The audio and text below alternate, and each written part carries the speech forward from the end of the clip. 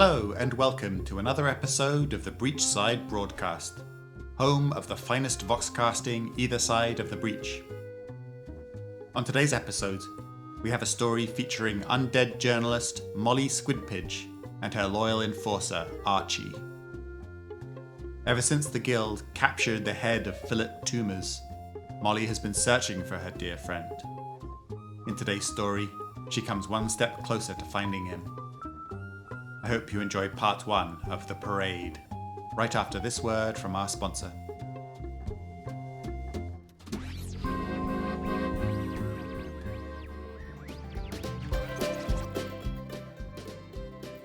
This episode of the Breachside Broadcast is brought to you by Summer Sunshine Ice Cream Parlour.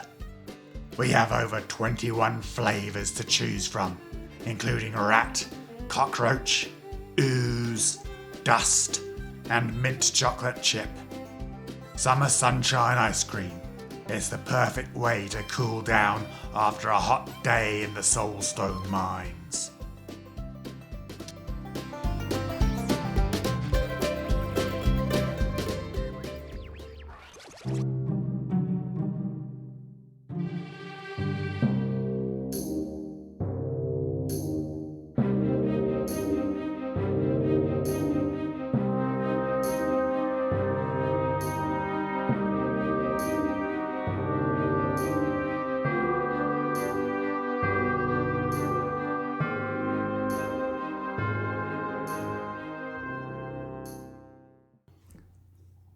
The Parade by Mari Takuda. Where do you think he went? Molly pondered, as she sprawled on a small patch of grass and stared up at the dark sky. How do you think he went? A bat flapped by overhead, shrieking like a terrified child as only the bats in Malifaux could. Maybe he learned how to wiggle his ears and flew away, Molly mumbled. She turned over on her stomach. Several insects skittered out from her dress. Or maybe he pushed himself along the ground with his tongue. The enormous, vaguely man-shaped creature sitting next to her grunted. Limbs, not all of them human, sprouted from his torso as though he was some kind of fleshy tree. Staples and stitches crisscrossed his massive grey body. A pair of ratty pants she'd made for his modesty hung from a half pair of suspenders. Oh, I agree, Archie. That'd be a lot of ground to taste. Yuck. Molly scrunched up her face. Archie sighed.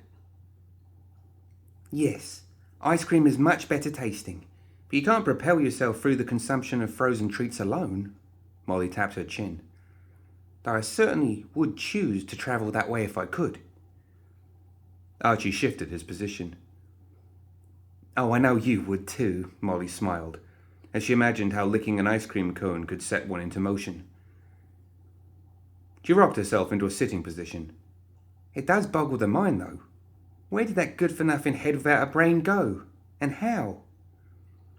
I don't know how losing him is even possible, what with him yapping all the time.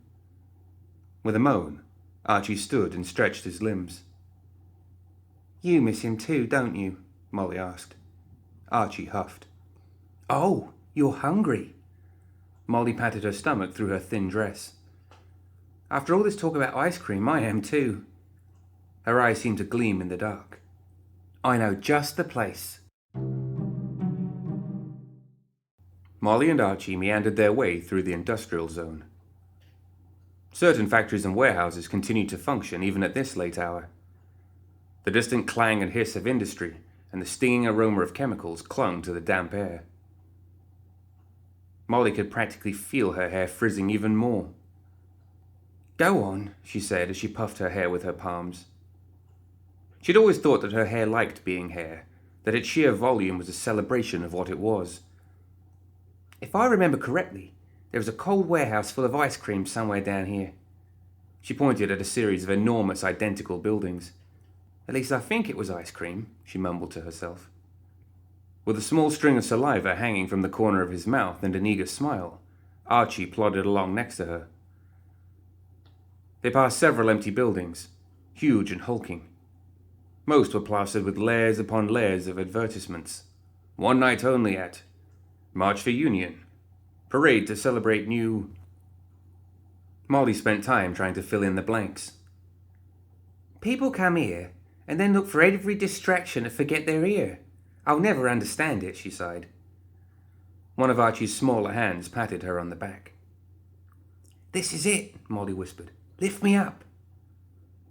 Just as she clambered onto Archie's shoulders to look through a frosty window, a voice reached them through the cavernous alleys of the warehouse district. No, just ahead, it said. Molly tilted her head to hear better, her explosion of hair bouncing with the movement. And it talks, the same voice said in disgust. Those creepy death marshals keep going in to see it, and it never shuts up. How? Another voice joined the conversation. Magic? Resurrectionist claptrap? Who the hell knows? The first voice replied. All I know is that he doesn't have a body and can hold a conversation. It's the creepiest thing I've ever seen, even in this godforsaken place. That's him. They're talking about Philip. What are the odds? Molly brought her hands together in delight and whispered, He didn't get lost. All that hot air didn't send him flying away. He was kidnapped. She furrowed her brow. Ice cream will have to wait. She hopped down from Archie's shoulder. Archie gave a small moan of disappointment.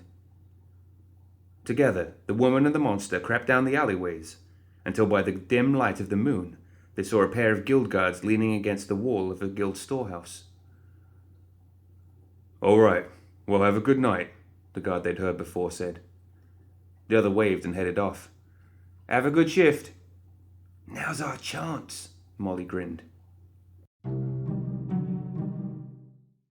Excuse me, Molly called out as she approached.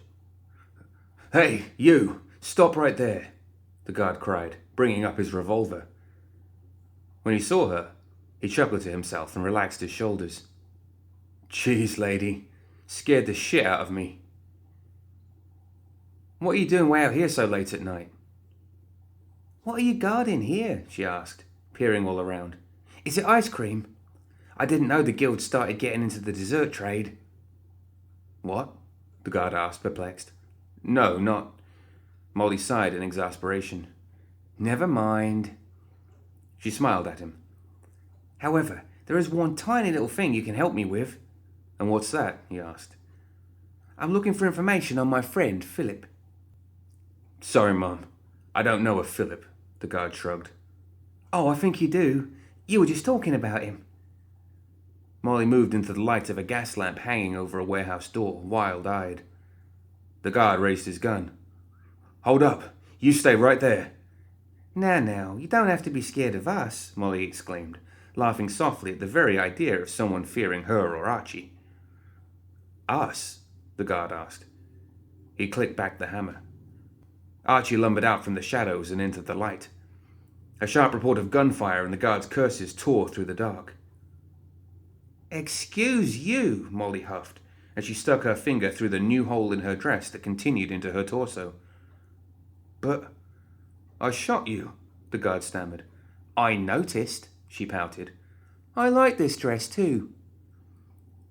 Why aren't you? He began. His eyes narrowed in realization. You're dead. Well, undead, Molly corrected him. The smell of burned gunpowder and the sound of another blast filled the air. You shot me again! Why would you do that? Didn't we just... Molly sighed in frustration. I could forgive the first time as an accident, but this is getting downright insulting. Are you going to buy me a new dress? The guard babbled incoherently about her being a zombie, a monster, an enemy of the guild, of taking a bullet to the chest but not feeling anything. But it all came out as a jumbled mess. I just had one little question. She crossed her arms, covering both gunshot wounds. Then we were going to leave you alone. But now... Like hell, the guard nervously snarled. Archie, would you be a dear? Molly gestured toward the guild guard. Archie stomped up and curled his fingers around the man's throat. The guard shot at him, too. Molly closed her eyes and pinched the bridge of her nose. Didn't we just go through all that? Archie squeezed. The guard choked out something incomprehensible, but his face suggested he was pleading for his life. Oh? Molly inched closer, ensuring she heard him clearly. You're willing to help us now? What choice do I have? He rasped, pointing at the meaty hand and slimy tentacle circling his neck. On light feet, Molly pranced around, pirouetting to a song only in her head. Leaning forward, she stuck her index finger in the man's face. One question. The guard, staring cross-eyed at Molly's finger, nodded. I knitted Philip a hat. Have you seen him? Where can I deliver it? She paused for a moment. That's more than one question, isn't it? Philip? The guard stammered. Philip, Molly repeated.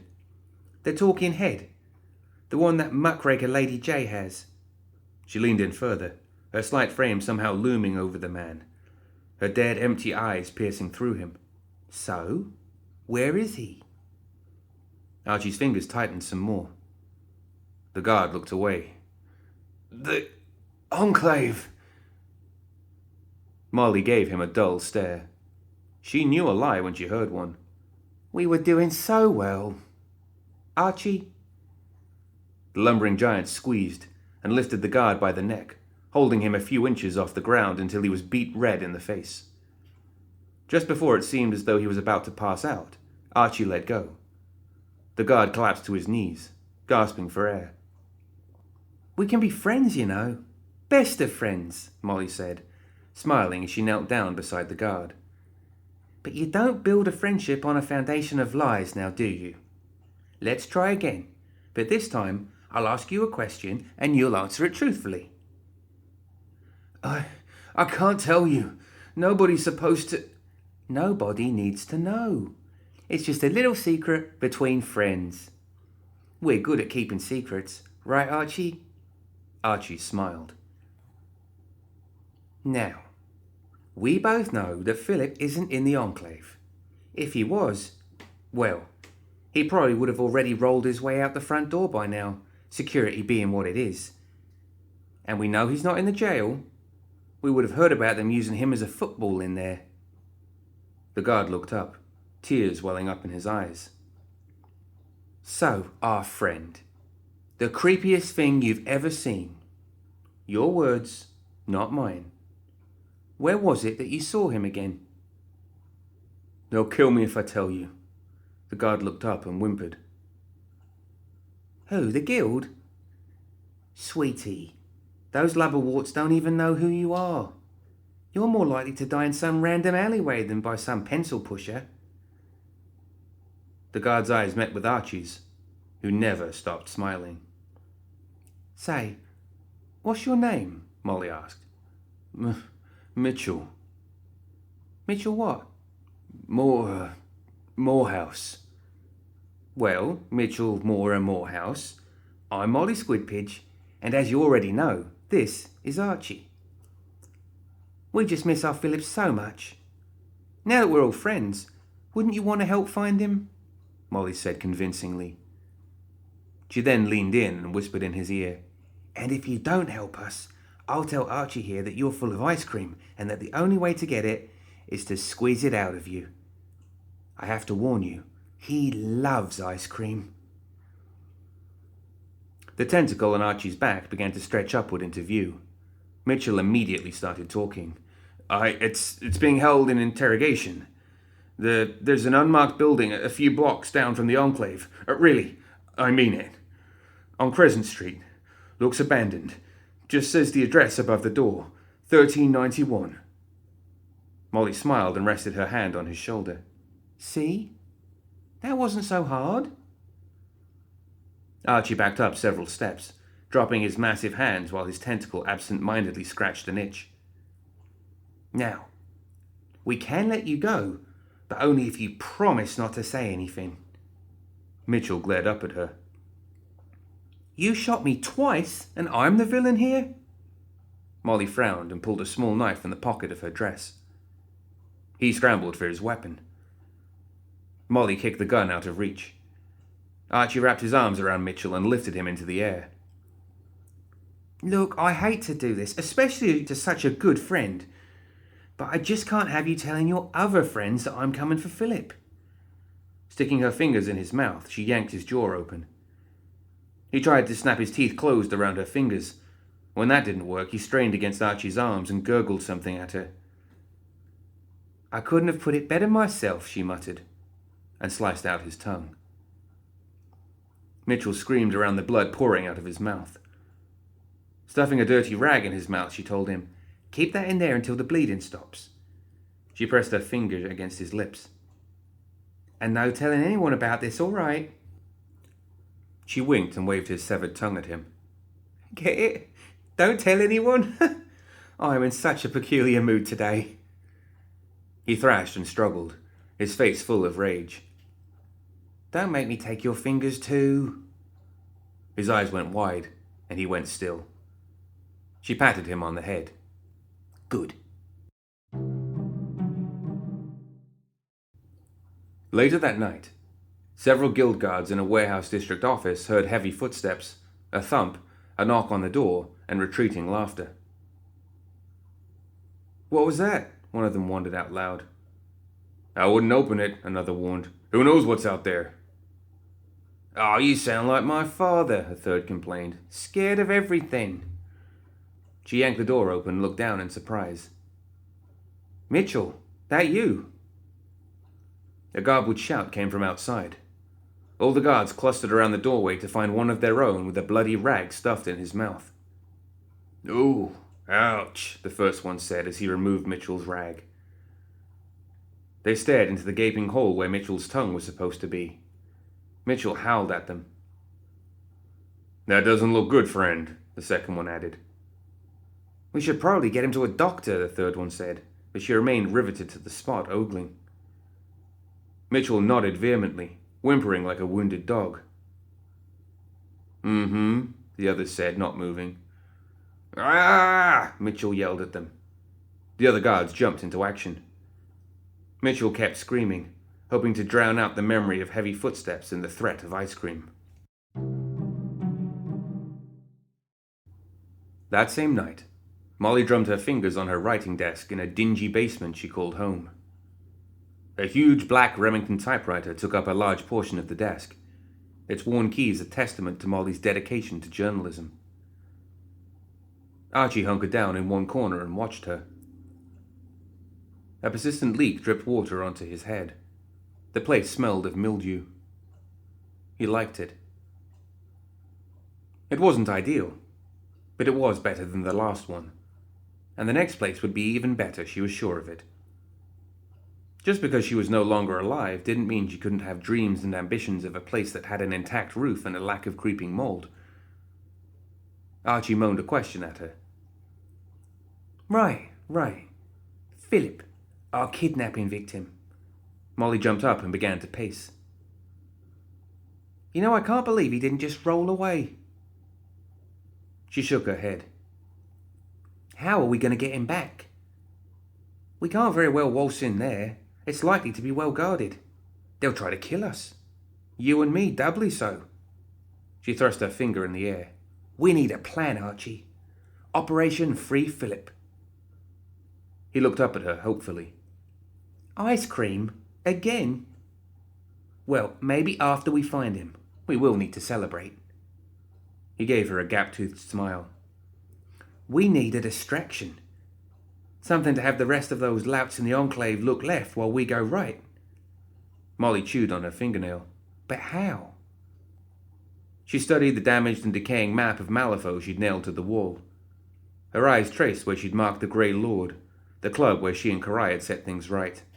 "No, I can't ask for help. This is my problem." Molly turned in place. "We shouldn't face them head on." Molly thought back to the posters of the events that kept the people distracted. She glanced at her typewriter. Archie began to scratch at his belly. "Don't play with your stitches," Molly said. She tapped her chin as she looked at Archie's staples, a sophisticated and modern surgical technique Dr. McMorning had pioneered and employed. A smile brightened Molly's pallid features.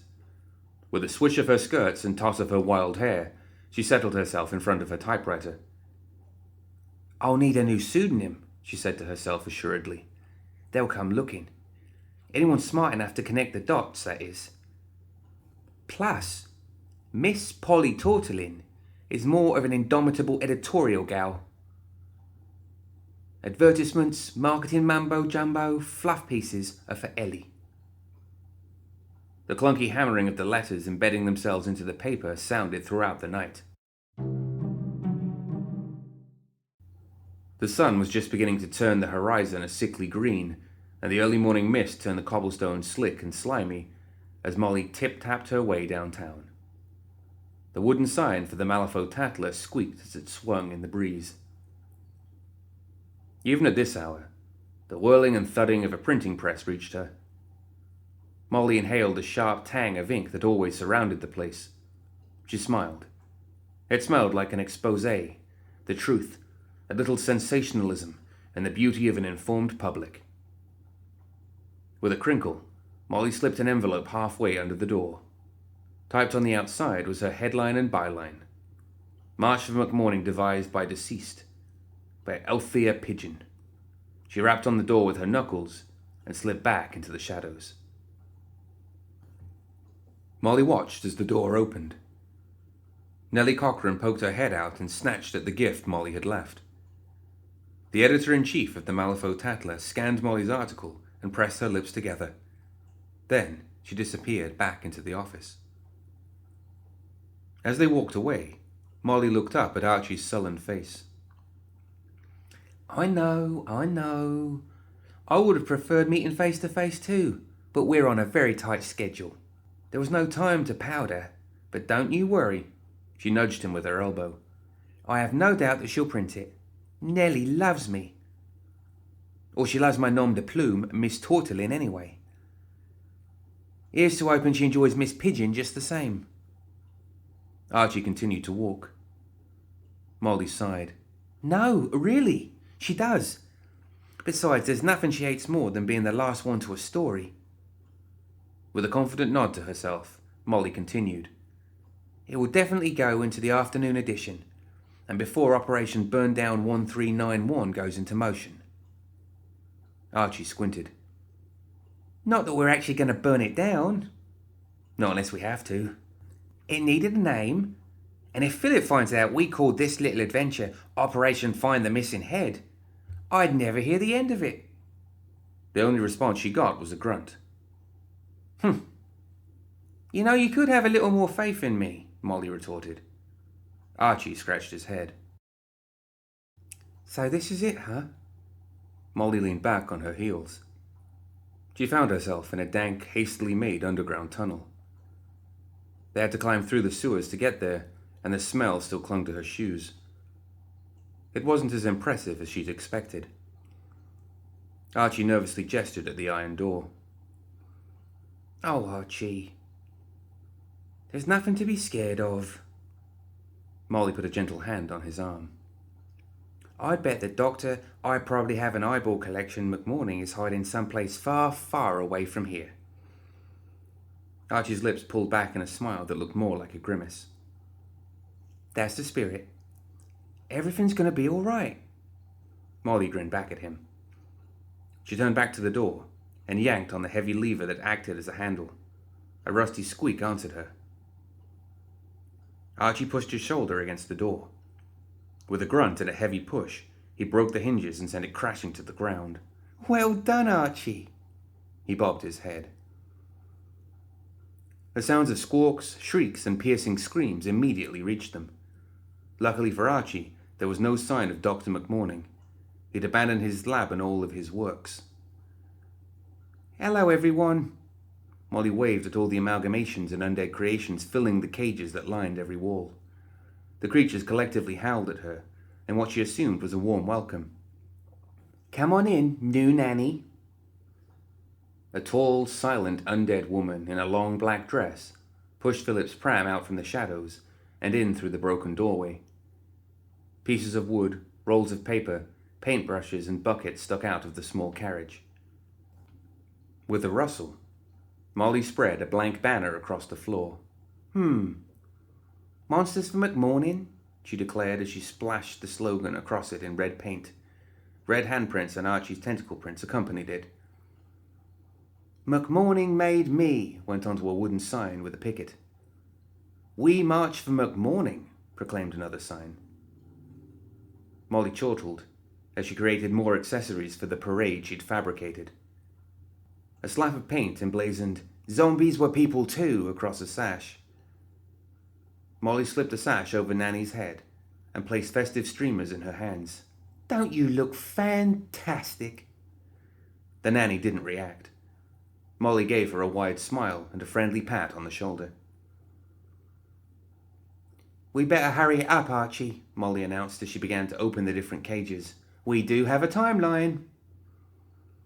Archie broke locks and let the doctor's creations out. He winced at the appearance of the other monsters.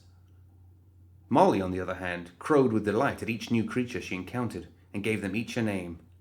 "You look like an Alexander." "Oh, and she is definitely a Maud." "And a good day to you, Albert." McMorning's various undead creations didn't seem to react to Molly's painfully cheery demeanour, but they accepted the signs, banners, and pieces of guild uniforms Molly handed them. It wasn't long before McMorning's abandoned creations crowded the lab's main room, looking like the motliest group of necromantic guild fans Molly could ever imagine. "It's beautiful," she whispered, admiring her work. As it became more and more difficult to move around with all the bodies in the way, Molly called, "Oh, Nan!" The nanny wandered over. "Please take everyone through this tunnel and through the quarantine zone." Molly smiled and tipped her head. "Remember, knees high and streamers fluttering, Nanny." Molly demonstrated a lively march and pumped her arms in the air. "Just like that." The nanny did a wooden mockery of the movement. Molly shrugged. "Good enough. To the quarantine zone." She made a shooing motion. Nanny meandered down the dark tunnel. "All right, everyone, follow Nanny." Molly gestured at the moaning, groaning, shuffling creatures of McMorning's making. "Single file, please." She cheered them on as they shambled past her. "Looking good, Hazel." Clapping her hands, she squealed, "Great enthusiasm, Virgil." The lumbering flesh construct she'd named Virgil stomped toward the tunnel with dead eyes and a cheery party hat perched on his head. More and more constructs and undead creatures made their way out of the bowels of McMorning's lab as Archie freed them. "Have a fun parade," Molly called after them. As the tumult died down, Molly headed deeper into the lab. In a dark corner, she found Archie fumbling with a sealed door. Standing on her tiptoes, Molly peered through the small window set in the metal. Two round, bloated gremlins, stitches across their torsos, and the telltale colour of decay spreading across their flesh, bobbed about, almost floating in the air. A grin brightened Molly's face as she watched them. The file clipped to the wall called them little gases. Molly laughed as she read aloud. "Added poison to abdomens to increase potency and fatality of death toots. Clears a room in a jiffy." With a cackle, Molly spun the dial that unsealed the door. Groaning, the heavy door opened on rusty hinges. The little gases continued to bounce around the room. "I'll name you Toot," Molly said, as she took one tiny gremlin hand. She grabbed the other gremlin. "And I'll name you Poot." Archie looked over at the departing wave of undead experiments. The screams of the living already echoed down the tunnel from the distant exit where the undead spilled out into the world. Molly sighed. A spike of jealousy struck her. Nanny was already having a good time. She just knew it. "I know you want to join them, Archie," Molly consoled him. "I do too. But we have other, more important business. We have to retrieve Philip. It'll be fun." She gestured at the inside of the pram where a knitted hat in a riot of colours lay. "I worked so hard on that." With that proclamation hanging in the air, Molly skipped off toward the enclave, her two little gases in tow.